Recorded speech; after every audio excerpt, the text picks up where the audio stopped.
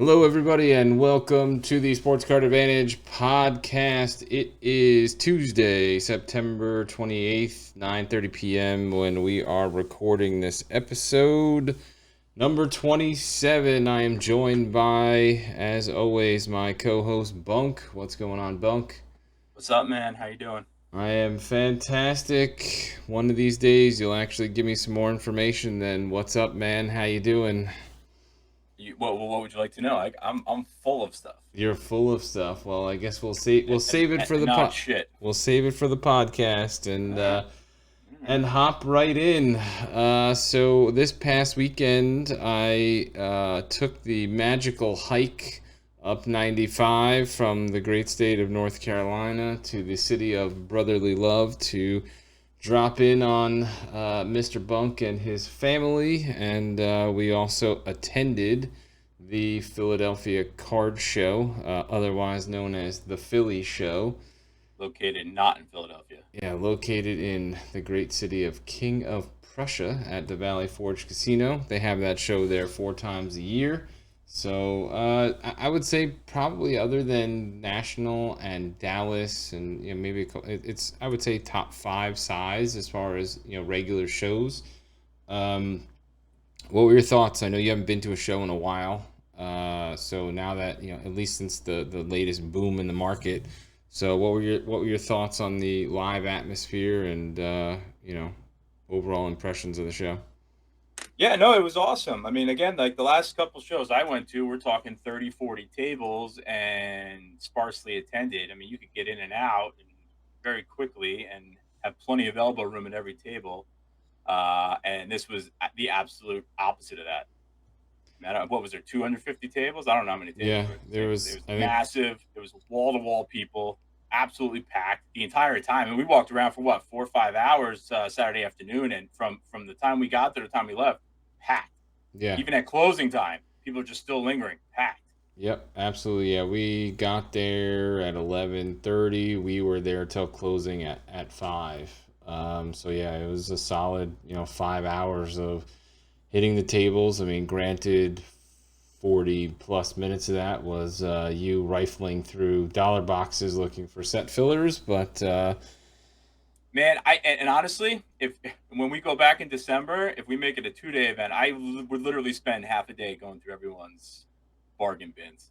yeah, that is a trip you will I take. had, I had so That is much fun doing that. that is a trip you will take on your own. I do not have any interest in buying $3 cards, and nor do I want to stand See, there I'm and a watch. collector. Yeah, I'm not here for Yeah, that. I know.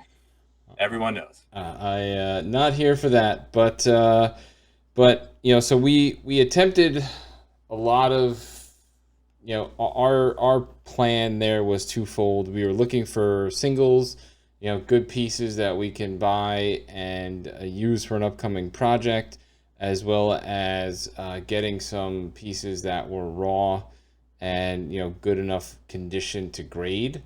Unfortunately, we did not find any pieces that were good enough to grade. I mean, or we couldn't make a deal, on those pieces. The closest we came was a 2000 Bowman paper Tom Brady, but based on the condition, it did not look like we would get an 8, 9, or 10, and the guy was very firm at his price at $1,000. So we passed.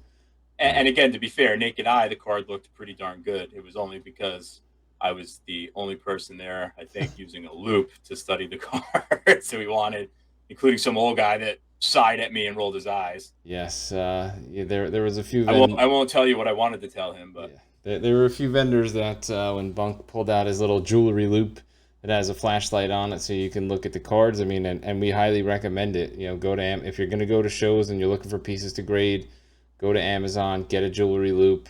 They have ones with little flashlights and magnifying glasses so that you can look at the details on the corners, the edges, the surface.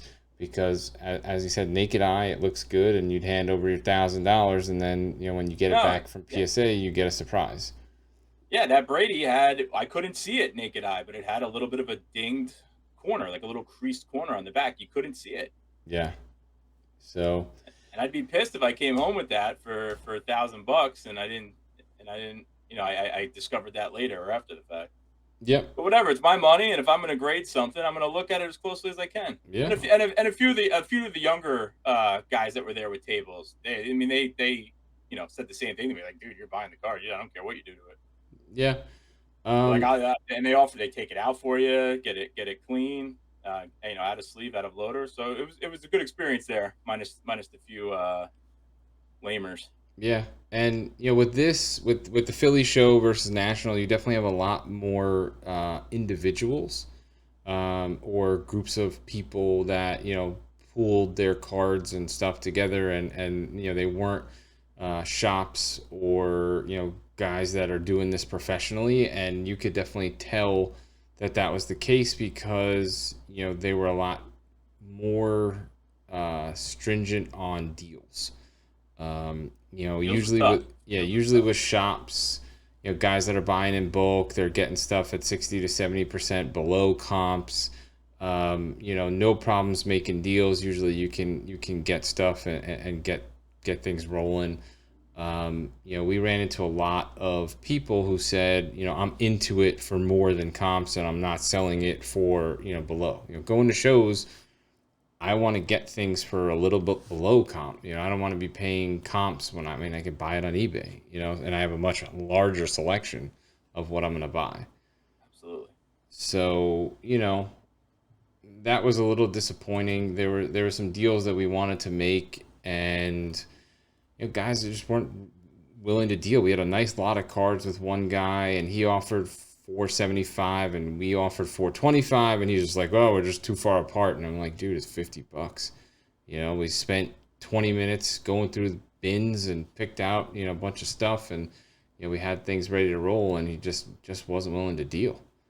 Yeah, and it was like 15 cards. It wasn't like 2 or 3 cards. Yeah, I mean, it's all good. We did that a few times. Pick it up, move it on. Yeah, and until the end when we got yelled at by a lady. That was a good way to cap off the day.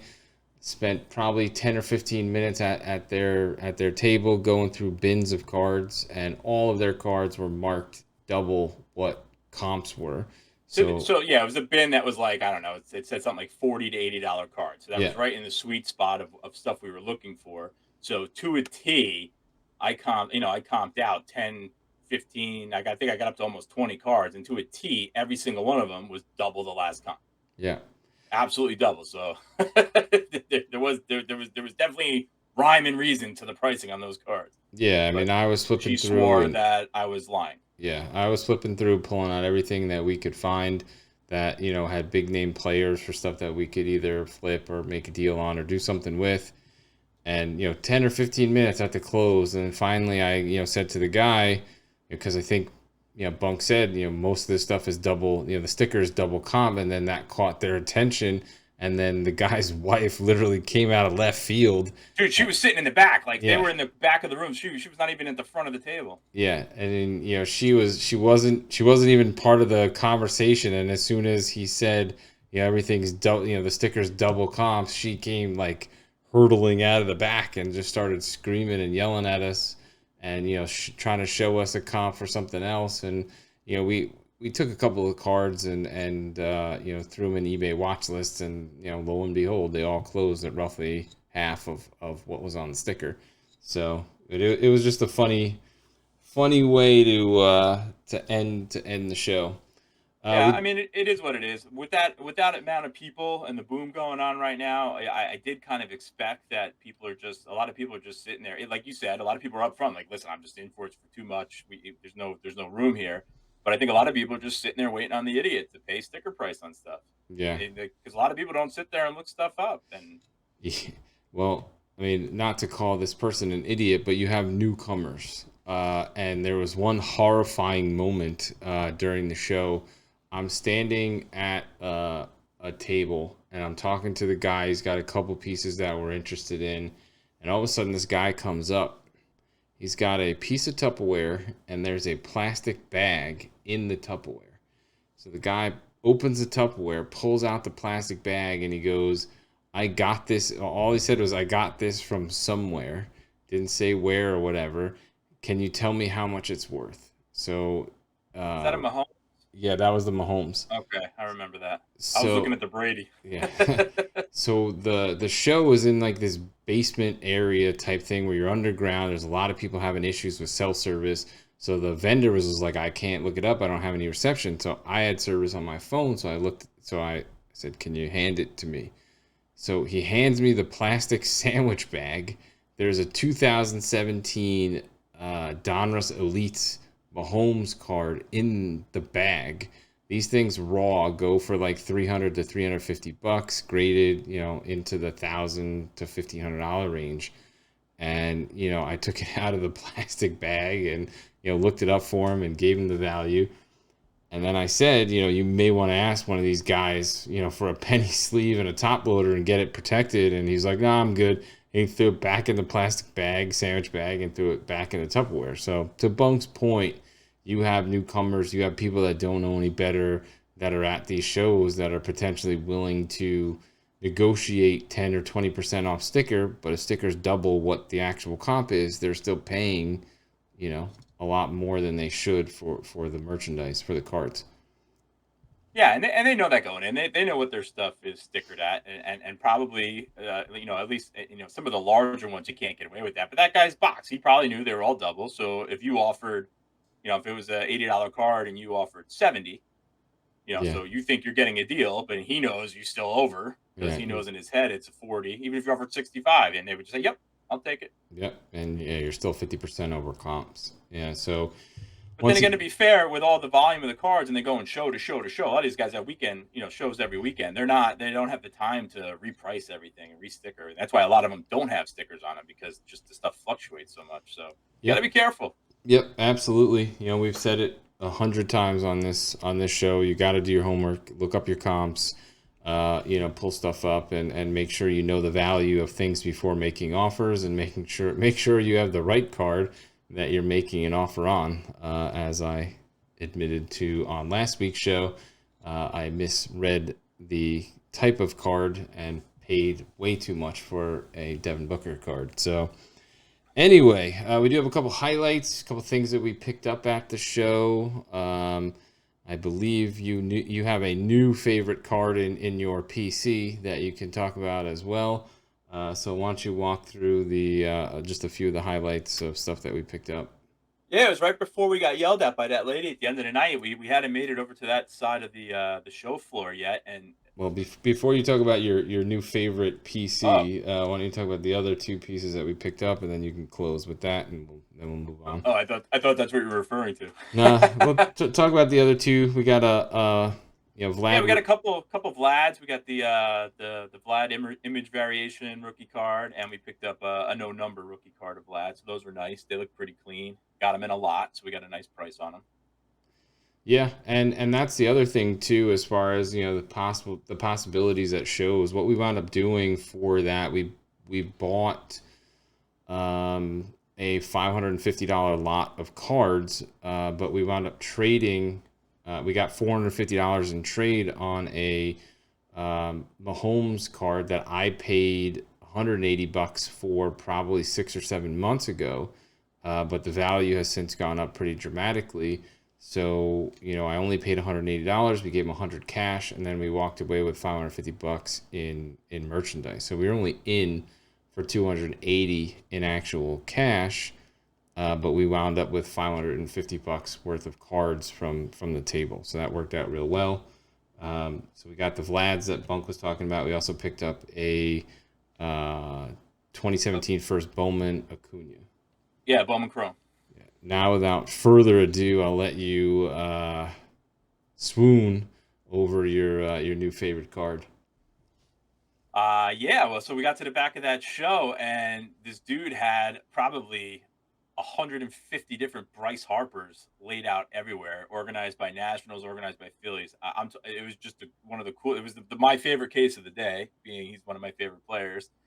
Autos, patches. There must have been a dozen one-on-ones in there, but the second that I saw the one case caught my eye was a superfractor at a Bowman's Best, an insert called Power Producers, and the tagged price, the sticker price, instantly screamed to me that it was well worth it. So we chatted about it, and I tried to look up. Obviously, you can't comp a Super Fractor 101, but you can look at some similar products from the same year.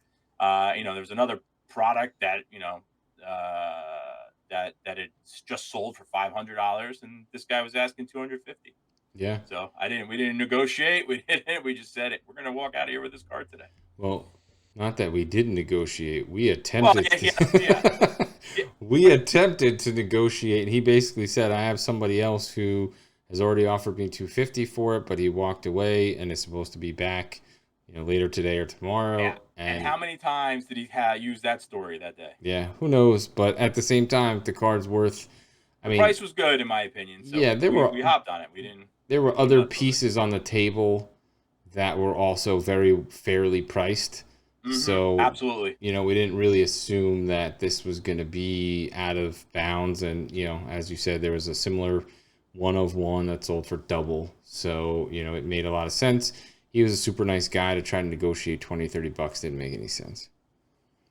Yeah, agreed. And to your point, and that's another a good tip is once you determine that there's a lot of other things on someone's tables that seem to be pretty fairly priced, then you tend to stick around and deep dive a little bit more. Whereas some of the tables we're at, we looked at it and I flipped it over and saw the sticker. I was like, yikes. Yeah, we're not going to get anywhere here with buying a lot. Yeah, there's a lot of people there that were 3x, comps, and it's not even going to make sense to try to waste their time, your time. So we kept it moving on those. Ran into a couple people. Saw our friend Kenneth there. He was on the show a couple weeks ago. He had a table with a couple guys. I think one of the guys that he had a table there with was one of the guys from Card Talk Pod, as well as Roth Cards. Those guys were wheeling and dealing all weekend. So, nice to see him, say what's up. A few other young dudes, which I can only presume they were YouTubing or Instagramming or however you guys call it. That interweb thing. Yeah, you young kids are using. I mean, there were cameras everywhere. People filming themselves talking. It was like news reports everywhere. Yeah, well, that's how the kids do it these days, Bunk. Yeah, they're not. Good time. Good for them. Yeah, gotta get those likes. Absolutely, that's what drives the content, makes things watchable. Instagram and YouTube. But any final impressions from Philly? No. I mean, I had a good time. You definitely, every time you go out in an environment like that and talk to people and see things, you just keep adding to your your knowledge bank of what things are worth, how things are moving, what's going on, and you just take those experiences with you to the next time you go to a show like that. So I know you and I are planning to be back in December, so I'm looking forward to it. Yeah, absolutely. I'll make the 7-hour trek up north, and we'll do this all over again in a few months. It's going to be a lot colder, but it is what it is. All right, let's move on. Keep it moving here. We are going to move on to this week's investments. We got one baseball and some football, so I'll let you kick us off first with baseball. Yeah, I mean, I've been talking to a few guys over the last couple of months, and I know you and I have discussed it as well, just how undervalued we feel Bo Bichette is. Yeah. Overall, I don't know if it's just simply he's overshadowed by Vlad Guerrero's season, but big fan of what Bo Bichette looks like he can become, and obviously it's high end stuff. Listen, his PSA 10 first Bowman autos, they're getting the money they can get. But I picked out two cards that I think I'm personally going to grab this week after doing my homework on them. The first is the 2016 Bowman Chrome draft, his first Bowman, PSA 9. Are these in Card Ladder or Market Movers? These are in Market Movers. And that's a little preview of a segment we got coming up. We going to be talking about Market Movers. We talked about it in the past, but we revisited it. So doing a little review on that here in a few. Yeah, excited to talk about that. So the pop on the 16 is 477, nice low pop, and this is the refractor I'm talking about. Back up. Bowman, what are we looking at? Bowman Chrome Draft Refractor, 2016. Got it. I'm just pulling it up. So for those of you that do watch us on YouTube, you can actually see the charts of what we're looking at here. Bowman Chrome Draft PSA 9. Yep. Refractor. Variations. Okay. The Chrome Refractor. Mm-hmm. Got it. PSA 9. So you're looking at last sale, so I have it right, $65. Yeah, $65. And this is one of those situations where the nines, the raws are creeping up on the nines. I know I talked about that a while back, that phenomenon where the raws are approaching the price of the nines. It's probably a good time to get in on the nines, especially when the pop is as low as it is. Well, Listen, and you'll see on the next one. I think the chart's a little flatter on the next one. It's just it's just the fact that it's the refractor. It's a PSA 9. It's a up and comer. And if you still don't like the price, Toronto gets knocked out. They don't get in the wild card here. It's definitely a card to keep an eye on in the next 6 to 8 weeks here. It might flatten out even more than it has. yeah, I pulled up a picture of the card. It's a pretty sick looking card as far as the refractor goes, and definitely some cool colors on this card.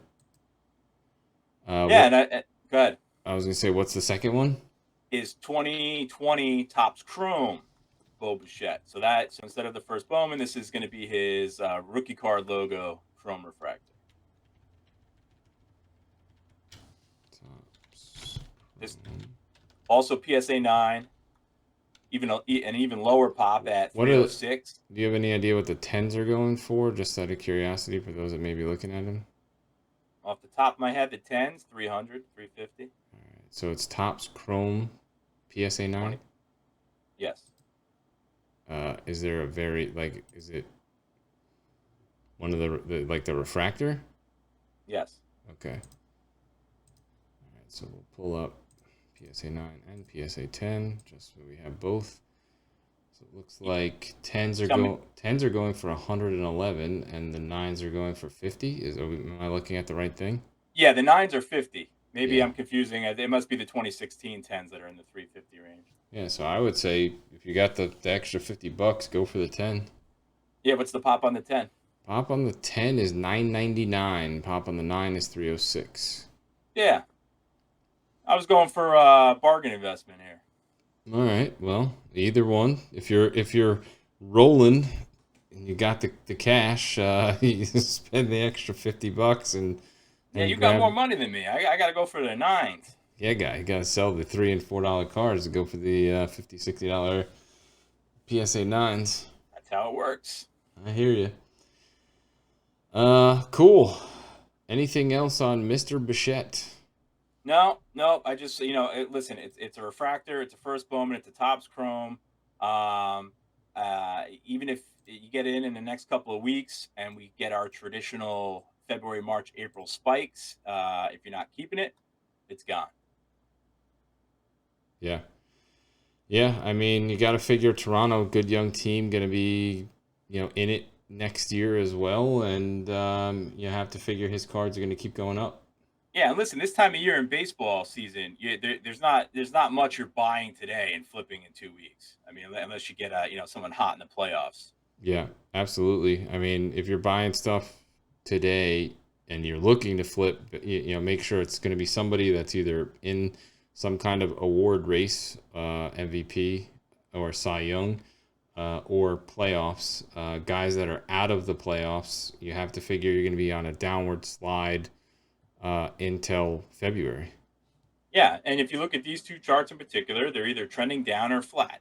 Yeah. So, and I see that only continuing in the next few weeks, on what I consider a desirable card.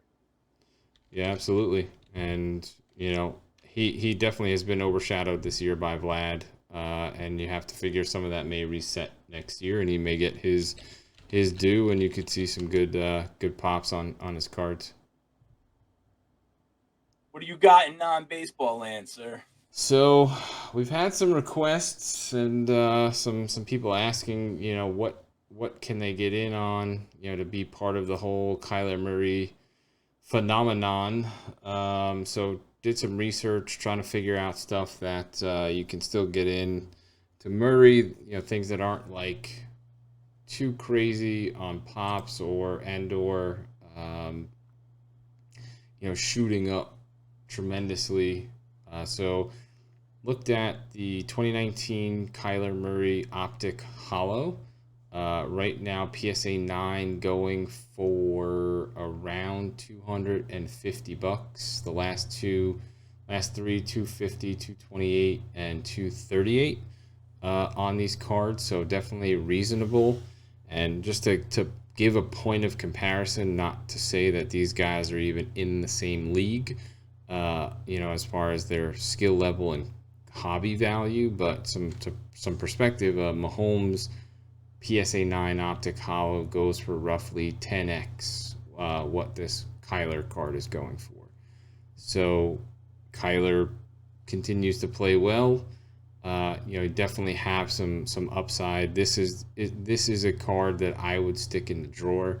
I don't think you're going to see like potential quick flip of 2 to 3x your money, but the Cardinals, if they continue to win and potentially go to or win a Super Bowl in the next few years, I think that this card definitely has tremendous upside. Kyler is an electric player, and I think you have some room here for long-term investment and hold. And the card hasn't gone too crazy. It's stayed right around that $250 level. I mean, 180, 190 off season, and one sale that spiked into the 300s, but been roughly fairly calm on this card. This is the 9? Yeah, this is the 9. Pop. Okay. The pop is 273. 10s are going for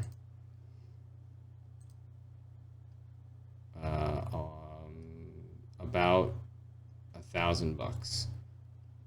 So a lot more price fluctuation on the 10s. The 10s back in July were selling for $625, and peaked out recently at $1,200 and are right around $1,000.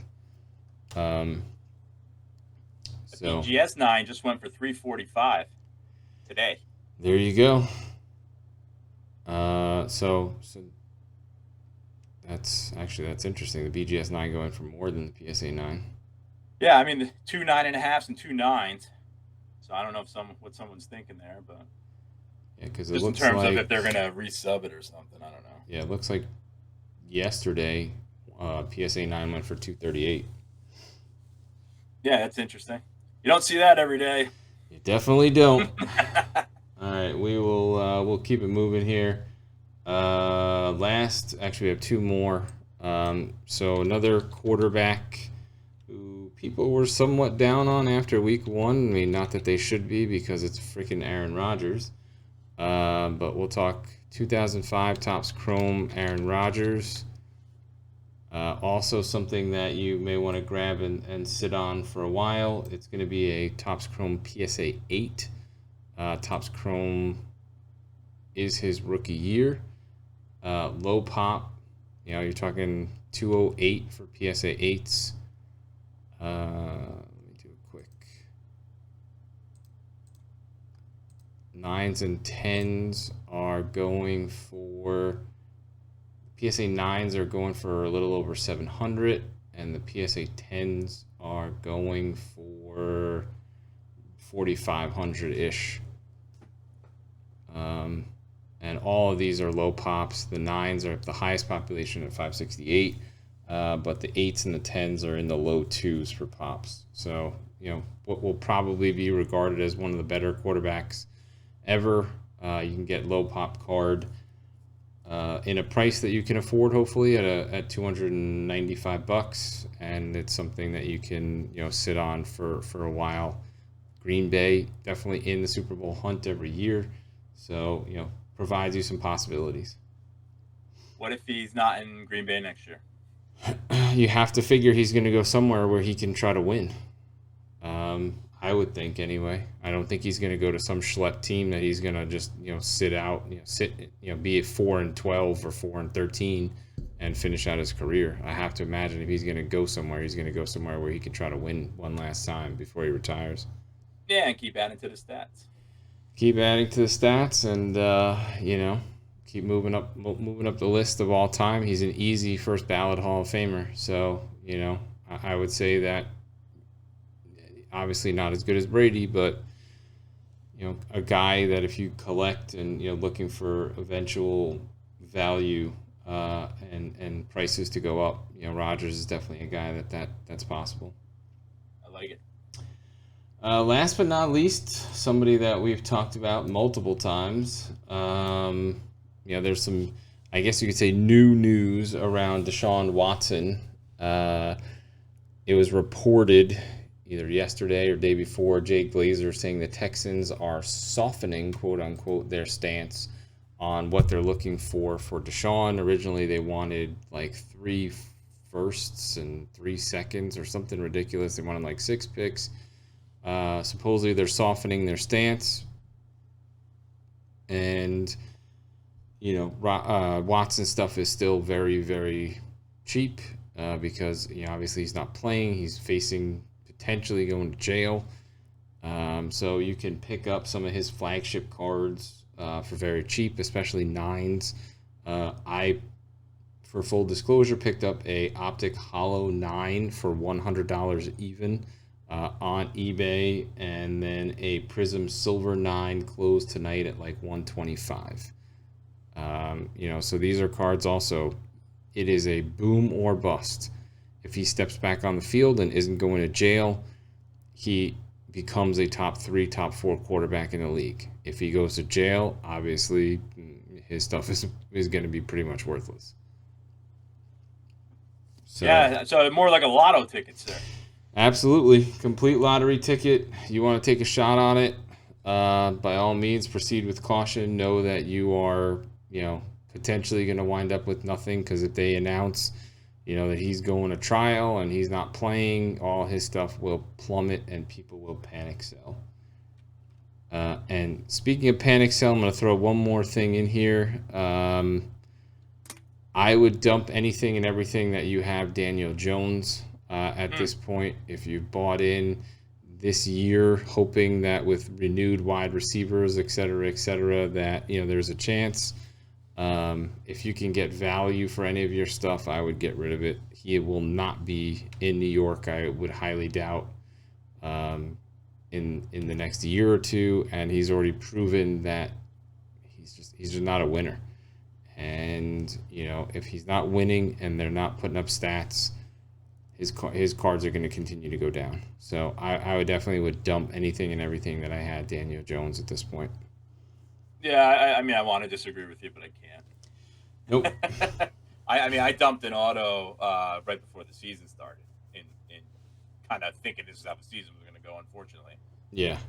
Giants are 0-3. They had one shot to win the Washington game, and granted, it's not really his fault, but even if he's putting up decent numbers and they're still losing, I don't think his hobby value is going to go up. People want to buy winners, and if he's not winning and the Giants are losing, I don't think that his cards are going to be worth much. Yeah, and again, there's no guarantee, even if he's leaves the Giants, that he steps into a number 1 on the depth chart role. No shot. He goes and becomes a backup somewhere if anybody wants to pick him up. So I would have to imagine he'll go the way of Dwayne Haskins, his fellow draft buddy. Dwayne Haskins sucked in Washington. They got rid of him, and now he's back up in Pittsburgh. And now the same thing will happen to Daniel Jones. Sucked as Giants quarterback, and he'll go somewhere and he'll become a backup. All right. With that being said, we will handle our Sports Card Advantage business for today, and that is announcing last week's winner of the secret card, and then giving away this week's secret, or announcing this week's choices. For those of you that are new to the podcast, every week we give away a secret card. It is a gimmick for you guys to listen to the entire podcast. At some point during the podcast, we give away choices. All you have to do is email us, info@sportscardadvantage.com. That's info@sportscardadvantage.com. Tell us which card that you would like, and then we do a random drawing. This week is actually going to be a little bit different. We are actually going to just straight up award the card to somebody this week. And it's going to go to a gentleman by the name of Paul S. Paul S. actually wrote us a really awesome email. He is somebody who was out of the hobby for about 25 years and recently jumped back in, started listening to the podcast, really enjoyed it, really appreciated it, said some very nice things in his email, and also threw in his choice for the secret card. So we're going to do the right thing and reward somebody who said some nice things about us and is a new fan of the show. So we'll resume random drawings after this week. So no need to muster up your best emails of sincerity for appreciation of the show. This will be a thing that we do few and far between, but it just struck me as a nice email. Not to say we haven't gotten nice emails from other people, but somebody who's been out of the hobby for that long and is jumping back in and really found our information helpful was awesome to read. So, yeah, well, good stuff. Thank you, Paul. Congrats and welcome back. Yeah, absolutely. And so Paul S., the Jimmy G stained glass will be on its way to you. I'm going to email you and get an address, and we'll get it out to you. This week's choices, we have a 2019 Topps Finest Fernando Tatis PSA 9. I actually picked that up at the show in Philly. A 2020 Mosaic Ezekiel Elliott stained glass, and a 2020 Obsidian TJ Hawkinson RPA out of 25. Definitely have to wonder if Hawkinson's going to become the next Kelsey Kittle type of player. So far he has been tearing it up this year. I think that's it for Sports Card Advantage business. Just a reminder also, if you find folks out there can jump on Apple Podcasts at some point, give us some reviews. Love to get the feedback. Follow us on social media, Sports Card ADVTG on Instagram and Twitter. Love to get any comments, feedback, questions for Peanut Gallery or anything else. Happy to answer those on the show. Why don't you give the email one more time for the random drawing, where to send that? I don't know if that's sarcastic or actually being serious. No, I'm dead serious. I'm dead serious. I gave it out 4 times already, but 5th time is the charm. And send us an email for anything that you're looking for related to the podcast. Secret card, Peanut Gallery questions. Even if you have other questions, we answer everything that comes in. info@sportscardadvantage.com. And I did remember one other thing.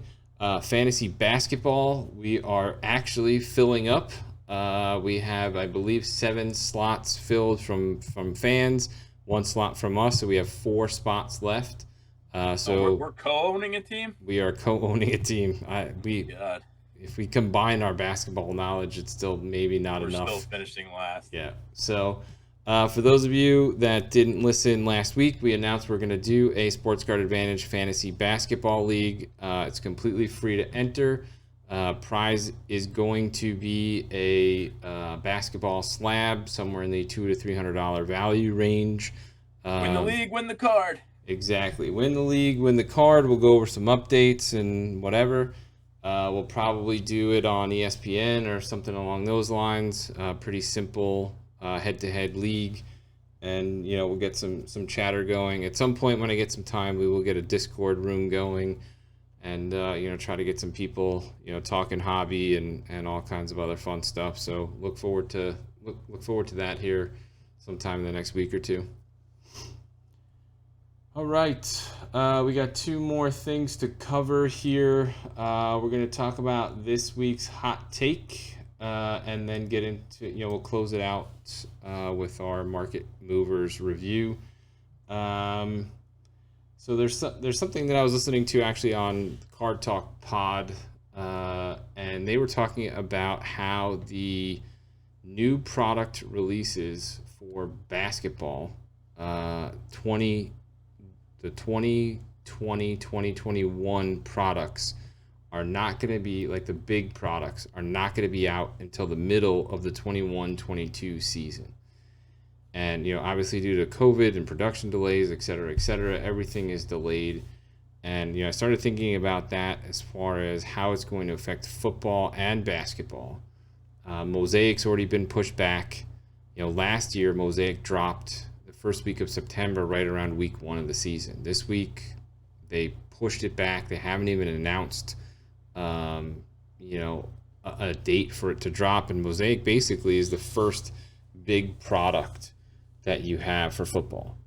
And I really think that, it got everybody hyped up on Burrow and Herbert and Tua and the rookies. And I really think that pushing this back and being able to see how good some guys are is going to affect the hobby pretty tremendously. And I also, with basketball, if Prism and National Treasures and some of this other stuff doesn't come out until the middle of the following season, like how much is that going to affect product of the current season? And what are your thoughts on all this as far as how it's going to impact the hobby with these delays in release? I actually have a little different take there. I think there's probably two different ways to look at it. I think football, I agree. We've gotten to see the relatively shitty quarterback play of this draft class so far, overall, right? 100%. So the money that would have been spent on Mosaic autographs of these guys obviously hasn't been spent yet. And now that we get to see them play, the hype on football is a little more, right away, right? So I don't know if that's gonna, change retail prices, change break prices, change, just because we're going to see a bigger sample size of actual playing before the cards come out. Well, it would have saved me a lot of money last year on some of the rookie singles that I bought in Mosaic stuff, that's for sure. I mean, I owned a bunch of Origins and Mosaic that all came out like right at the beginning of the season. Yeah, beautiful cards. Yeah, beautiful cards, but you didn't know any better. If those products don't come out until week 6, you're not buying Jalen Reagor, you're not buying Henry Ruggs, you're not buying Josh Kelly, you're not buying, some of these other guys, and spending $30 or $40 a card when, by week 6 or 7, some of these rookies that, were sleepers in fantasy and, supposedly going to have great seasons or whatever it was, you're spending $7, $8, $9 on those cards. You're not, the hype isn't there. And none of the rookie quarterbacks have looked good. Mac Jones-ish, okay, maybe. Trevor Lawrence has had some decent games, but even that, his downtown, which is probably the biggest card that's come out so far for Lawrence, started at $2,200, closed yesterday for $1,200. Wow. It's a huge, drop off, and obviously you expect some of that with the new product, but he's not lighting it up in Jacksonville as, I guess the hype was supposed to be. And, we said it a week before the season started, do not buy rookies until the market settles. And, but now if these products don't come out until we're in week 8, week 10, week 12, or in certain cases, even like the end of the season, you already know what you're looking at. And who you want to buy and who you don't. And I think that there's going to be a lot less hype around breaks. If Justin Fields sucks and Trey Lance hasn't seen the field very much except for a couple plays here and there, and Zach Wilson's thrown, 27 interceptions this year, how hyped are you to get into those products or pay big money for those cards? Well, some people still would be, but the problem is you're going to have comp data of similar pieces, right? So it's going to be hard to justify some of the PYTs on those guys if the product still retails for $1 bajillion and you're trying to cover the cost of a break with the 5 teams with those top rookie quarterbacks. Yeah, 2020 National Treasures football, I think, was like $4,500 a box, and then this year they're going to try to do like $6,000 a box. And these break prices are going to be huge, but if the value isn't there to support it, it's going to be interesting to see what happens. At the end of the day, they probably all sell. Yeah. There's definitely those out there that love themselves a good box break, but I think it's going to be a lot tougher to justify paying the amount of money that you're going to value. The value. It's going to be tough swallowing that value. Yeah. Correct.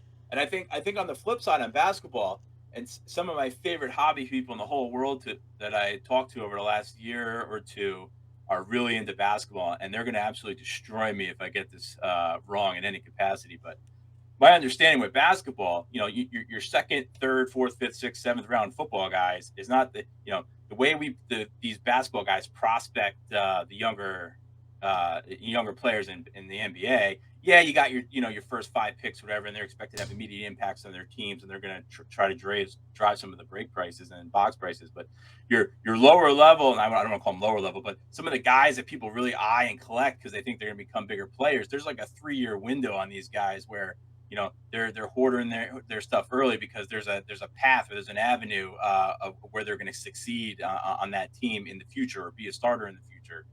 So I'm not so sure that the delay is going to have that same kind of impact. If anything, it might drive it further if some of the guys that weren't expected to play kind of get in there and give you a little taste of the action. It may actually drive pricing. Yeah, I mean that's true. Guys that are coming back for their second year, and you have the opportunity to, they come back and are better than their rookie season, and it may drive some of that. But at the same time, in my opinion, it just takes a little bit away from me. That you're in a box break and you're still looking at LaMelo and Anthony Edwards as the big rookies you're looking for, and you miss out. You're not, Cade Cunningham and Jalen Green are, in their rookie season, but you can't get hands on anything pro uniform that's any good of their stuff. So you have to wait, and that's going to be pushed all the way out until God knows when. So, I think it takes away from it. Yes, there could be other people that step up and become part of last year's rookie class that, makes it important to, try to grab them. But to me, it just takes away from the experience that we're not current. Like, I'd love to see the products drop, when the season's going on of the rookies that you're looking for, And imagine how many stickers and redemptions you're going to get despite the delay. Well, supposedly LaMelo and Panini settled, and I guess at some point, somewhere along the way, he's going to start signing stuff, and so he's a minority owner in Panini now. It's possible. They may be trying to sell off chunks of the company in any way that they possibly can before Fanatics takes over. Oh yeah, I forgot about that. But yeah, I mean, I don't know. To me, it just doesn't. It just doesn't sit right. Like, I want products out when the season's going on of the rookie class, for that. Like, I don't agree with releasing, like, Prism and National Treasures football, like, after the season's over. Like, get that shit out there, and let's rip and break stuff when guys are, on the field playing, and, the hype is there, not in, like, February or March, when the season's already over. If that's really when that stuff's coming out, that's crazy. Well, Prism last year didn't come out until December, and National Treasures is after that. Season's already over. And it's been pushed beyond those dates this year? I don't even think there are dates for that. I mean, right now, yeah. I haven't seen anything as far as major football releases on when that stuff's actually going to come out. Yeah, I know when I looked at the calendar a couple weeks ago, there definitely wasn't any in the near future. And October's all baseball, Formula One, hockey, Panini, Absolute Football. Who cares? I mean, Absolute's okay, but I'm not getting excited about it. The rest of October, Leaf Valiant Football. Who cares? Yep. November, baseball, college football, Mosaic basketball for last year. Wow, there's nothing there. Nothing. It's all baseball. Once again, season's over. And yeah, December, baseball. Bowman's best in December. Yeah, baseball, Formula One, wrestling. Nothing. It's not even on the schedule. I mean, I guess when they know, they'll put it. I mean, that doesn't mean it's going to be 2022. I mean, they could still, announce that it's coming. Yeah, last year Mosaic dropped first week of September. Origins dropped first week of October. Second day of October. Prism, I believe, was November, December. And we don't have any three of those with a definitive date yet. None. That's No crazy. major football products have a definitive date yet. So who knows? I mean, it may be another reason why Formula One and UFC are so popular. But I personally think that the delays are going to hurt the hobby a little bit, just as far as the excitement, the break prices, the people that may be willing to spend the serious dollars that the box prices are going to command. But we don't know what those are either. And does Panini release? Mosaic was $7.50 a box last year. Do they release Mosaic football in 2 months from now if all 5 of the major quarterbacks are nothing to speak of? How do you get away with bumping that box up to $1,000 or $1,200 a box if the 5 main players you're looking for are mediocre? Yeah, are mediocre at best. Which they're allowed to be in their rookie year, but again, when a couple of those products are released before you even get to see them play, it's going to be different. Well, last year though, I think what helped it was the hype train was rolling. Herbert was playing well, Burrow was playing well before he got hurt, and there was already product out. So people were seeing patch out, the RPAs, and people were seeing the autos and the golds, and some of the other big cards that were coming out and selling for big dollars, and it helped push the hype. I mean, but other than the downtown, I can't think of any like big cards for any of these guys that have come out yet that are getting people excited. Yeah, and again, you got to remember last year was a different kind of year all around. So after a 60-game crazy baseball season and weird World Series after a 60-game season, people are dying for football. Yep, and so we'll see. The prices are already coming down on a lot of this stuff, and I'm curious to see how it all shakes out. But on that note, let's move into the last segment of the show, Peanut Gallery. This actually was a question that came in. I've heard you guys talk a lot about Card Ladder. I'm considering Card Ladder or Market Movers, the $25 version. Which one should I get? So yes, 100% transparency. We have 0 affiliation with Market Movers or Card Ladder. We receive $0 from them. We are paying customers of now both of them. We were only paying customers of Card Ladder coming into this question. But since he asked the question, I decided to spend some money for Market Movers so that we could provide a review and also just be able to give our honest opinion. And I have to say, I've been a subscriber of Market Movers in the past. I was less than impressed. It's one of the reasons why I went to Card Ladder. This go round, however, they have made some dramatic improvements. And even though I think the person who runs Sports Card Investor, which owns Market Movers, can get on my nerves a little bit, the product is solid. So, Bunk, you want to give us your initial thoughts on it and your review, and then I'll throw in my 2 cents. Yeah, I mean, right off the bat, there is a billion more cards on Market Movers than Card Ladder. And I have to be honest, as much as I like Card Ladder, I type in a lot of cards that just don't pop up, and I'm like, man, I really wish I knew this information. So, but on Market Movers, like almost everything I typed in today when I was playing with it and trying to learn it showed up.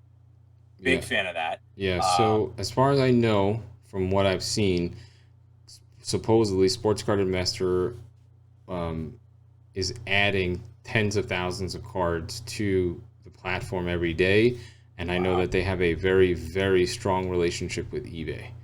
I know that Jeff from Sports Card Investor has had multiple people from eBay, live announcements, of eBay stuff on his social media channels, et cetera, et cetera. So I know that he has that tremendous relationship. So they may be getting some sort of data feed that that is better. I don't know, who knows? But as Buck said, there is a tremendous amount of cards on Sports Card Investor, which is fantastic. Yeah, and you get all the data you like. For me, I'm not as quick in the tech department sometimes. So, the interface of like just a random page of the card I selected, there was a lot for me to take in there. But everything I want to see is there. I just need to familiarize myself with it. I think my favorite part, though, was some of the filters where I could, if I wanted to, look at all the data that didn't include a Probstein auction, which I thought was fantastic because generally speaking, you're finding your PWCCs and your Probstein and some of those cards are always finishing higher than everyone else's stuff, whatever reason that may be. I'm not getting into that, but I can literally click a button and it'll remove all that data from my chart. I mean, I thought that was fantastic. So, oh yeah, so I have it on screen now. So as we look through, so I'll just walk through. I brought up our usual go-to card to highlight examples of things. So, you can pick which player, you can pick which set. So it literally, right now we're looking at the 2018 Luka Doncic. I mean, it has 30 different options for cards, back to 2016 Upper Deck EuroLeague basketball. I mean, and everything's in alphabetical. No, it's not in alphabetical order, but I mean, stuff that is not there on Card Ladder. National Treasures, a big one that stands out that isn't on Card Ladder. And there's just a ton of stuff here. It's 18, 19, and 20. So, and as Bunk mentioned, if, all kinds of parallels, stuff that you can look at. And then let me just get down to the bottom here. I just think that there's not an easy way to take, to flip through parallels. Like on Card Ladder, there's a drop down menu that'll take me to the BGS, the PSA 9, I think what you have to do on Market Movers, if you just click back in the search window, it re-pops up every card from your search. So you change the cards that way. Yeah, and if you look here on the left toolbar, you can see what he was talking about: exclude Probstein, PWCC, COMC, Golden, and then you can show the seller name. So if there's somebody that you're looking for, or just to see whatever, buyer feedback, exclude zero feedback. Sale type, you can sort between buy it now, auctions, and accepted best offers. So there's just a lot of stuff here that you can chart. So if you are a charting nerd, this is something that I would highly recommend. There's so much data here, and it's $25 versus $15. We pay for both now at this point. The $49 option with Sports Card Investor. He's also starting to do sealed wax, which is pretty cool. He, Jeff from Sports Card Investor is huge on, sealed wax and buying that kind of stuff. My only thing that I don't like is you can only go back 1 year, I believe. I don't know if you can go back before that without doing it manually.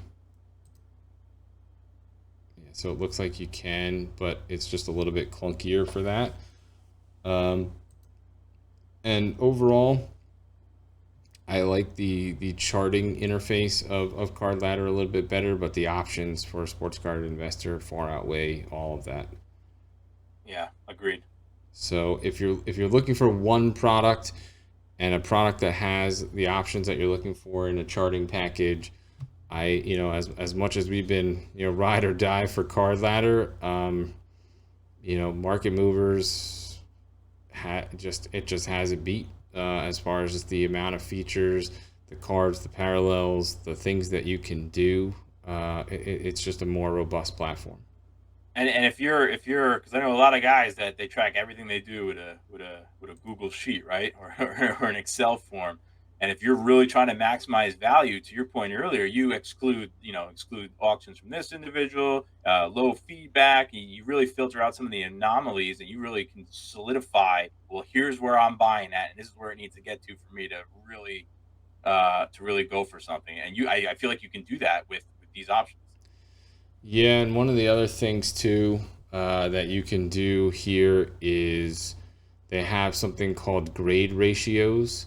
So you can literally compare PSA 9 versus BGS 9.5 on cards. So if you're looking, so one of the things that people have been looking for these days is arbitrage opportunities where you can buy a quad BGS 9.5, submit it to PSA, and potentially double up on the value. So they have the opportunity to do that where you can look at, PSA versus BGS and chart it and look for those opportunities, which is just cool. Yeah, no doubt. I had a good time going through that today.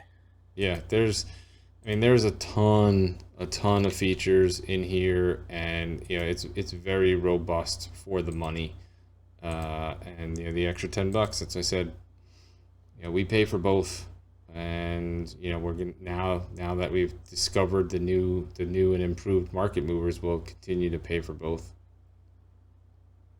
But it's interesting. As an example, Luka Doncic, I just pulled up the silver PSA 10 going for $54.73, BGS 9.5 going for $29.79. So you're talking basically double.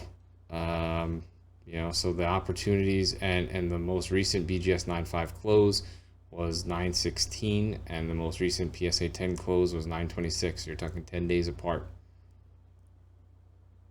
I have nothing to say to that. Yeah, just absolutely nuts as far as the discrepancies, but I would have to imagine you find a really clean quad 9.5, for $150, I'm taking a shot. I mean, the other thing that you can possibly do too is look at PSA 9s versus BGS 9.5s to see, what PSA 9s may be worth more than your BGS 9.5s or close to it. So if you are going to try to arbitrage, you can. Safety net. Yeah. Well-known safety net. Exactly. Low risk, big reward. So yeah, I think that's there are just some tools here that Card Ladder doesn't have, and obviously I don't know what Card Ladder has on the horizon, but if I'm recommending one, this is gonna be it. Any final comments on market movers or anything else in general? No, I don't think so, Guy. But what I am going to do, I think what we need to do is if someone can count the number of times you touch your nose during an episode on YouTube, and they give me the exact number, a la Slater and Dazed and Confused, I'm going to give them a card. I don't know when I'm going to drop that, but we're doing that. Do I touch you must touch your nose 20 times a show, if not more. Fair enough. And on that note, challenge extended. Let's see who really is a hardcore enough fan to go to YouTube and watch it and count, and that'll make you have to go watch it on YouTube and count and see if you're actually right. Oh man, so I was gonna do it for a future episode. Are we doing it? Well, you've already laid down the gauntlet, sir. So here's another one. There's another one. I'm not, and now that I'm doing it, I'm not touching my nose, you jackass. I'm fucking pushing up my glasses. All right, so that's gonna be tough. We're gonna need outside ruling on what was a glass push and what was a nose rub. Yeah, well, I'll fucking leave you to make the outside ruling. So. On that note, do you have any real things to say here to close us out? No, I don't think so. I'm gonna go check out our Acuna now. Fantastic. All right, awesome. We got some awesome new stuff coming up here in the next couple of weeks. We're gonna be dropping the Sports Card Advantage website. We have some new content videos that are gonna be coming out, and then another big announcement here sometime in the next few weeks of a new online show that we're going to be doing. We'll drop that in a couple weeks. Yeah, that's it. Episode 27 in the books. Thank you all for listening. Send us any emails for secret card or otherwise, info@sportscardadvantage.com. Follow on social media, Sports Card ADVTG. Have a great week, everybody.